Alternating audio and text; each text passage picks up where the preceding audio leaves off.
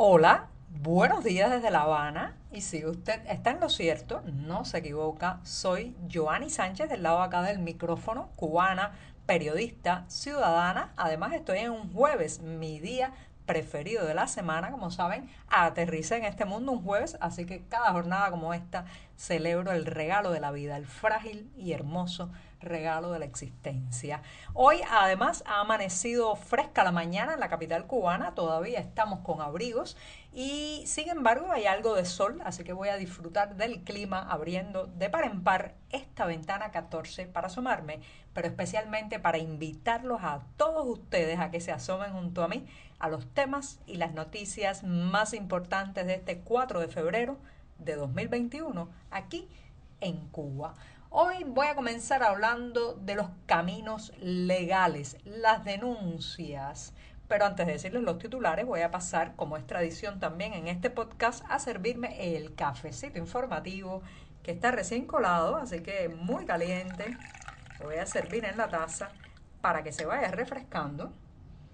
Y mientras tanto les comento los temas principales o los titulares de este jueves. Ya les adelantaba que en un primer momento iba a hablar de los caminos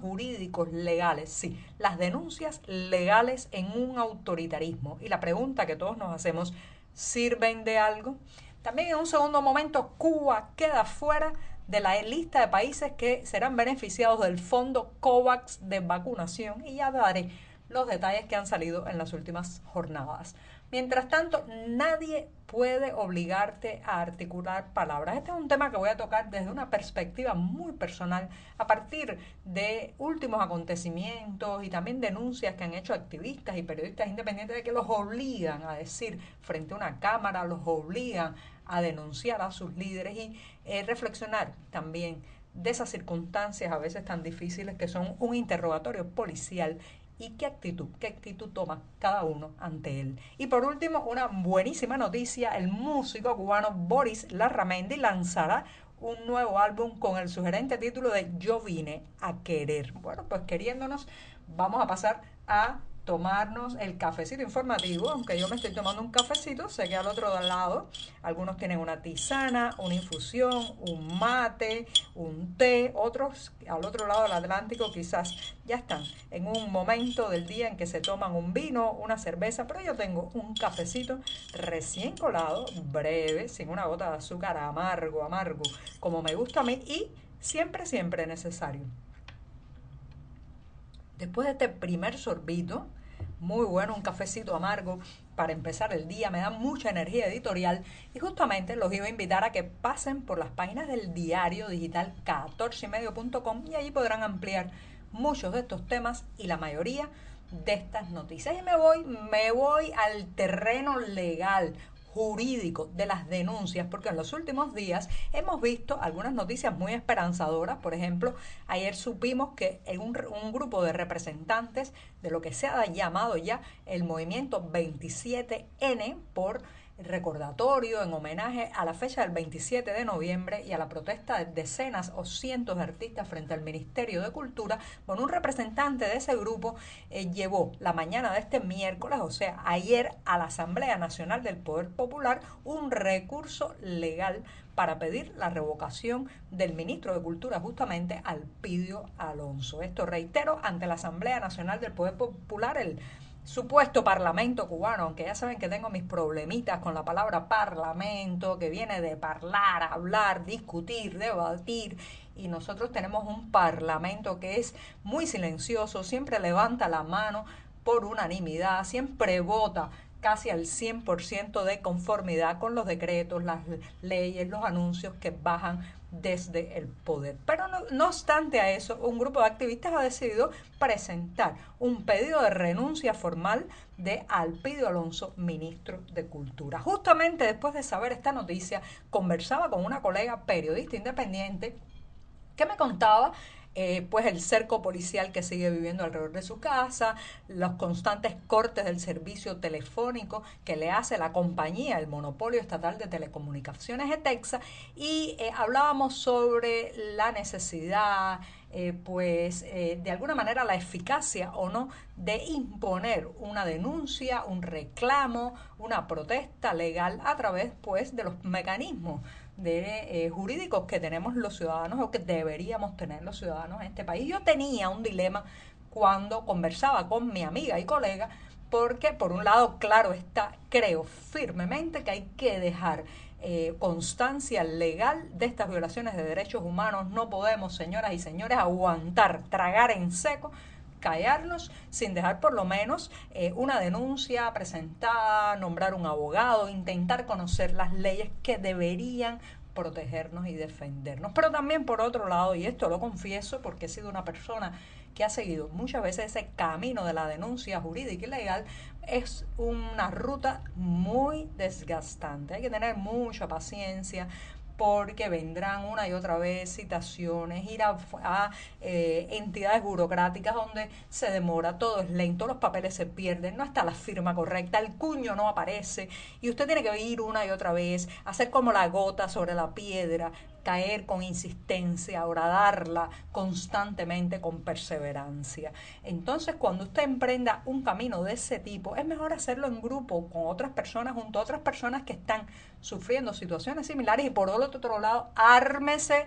de paciencia, lleve un gran maletín de paciencia porque está creado este entramado legal justamente para que usted se canse como ciudadano, se agote, diga no más, hasta aquí llegué. Pero a mí me parece que lo más importante no es el resultado que va a tener en un tribunal cubano, que va a decretar un juez que lamentablemente hay muy pocos precedentes, yo diría casi que ninguno, que favorezcan a la parte victimizada, a la parte del activista, a la parte del periodista independiente o del opositor,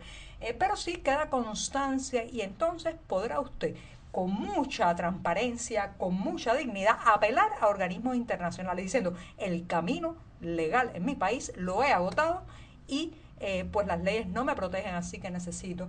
apelar a entidades, por ejemplo, como la Comisión Interamericana de Derechos Humanos y tantas otras. Por tanto, cuando mi amiga me preguntaba si vale la pena la denuncia legal en un autoritarismo, le decía sí, pero no. Sí, porque hay que agotar todos los caminos, no porque son caminos muy desgastantes. Así que cada uno que tome su decisión, pero me hace sentir orgullosa que haya cubanos que no están dejando que les pisoteen sus derechos sin apelar al menos a esas mascaradas de leyes que nos rodean. Bueno, presentado ya el primer tema, voy a darme otro sorbito de café, el segundo buchito del día, que este jueves pinta muy interesante. La segunda cuestión, que ya les adelantaba también los titulares, tiene que ver con la vacuna. Llevamos meses, más de un año, soñando con que aparezca la solución, el antídoto, la vacuna a esta pandemia. Yo creo que millones y millones de personas en el planeta tenemos puestas las esperanzas en el inicio de la inmunización a través de estos productos que, como saben, pues en las últimas semanas, en los últimos meses hemos seguido sus historias de puesta en práctica, de pruebas, los nombres incluso de las más famosas vacunas que ya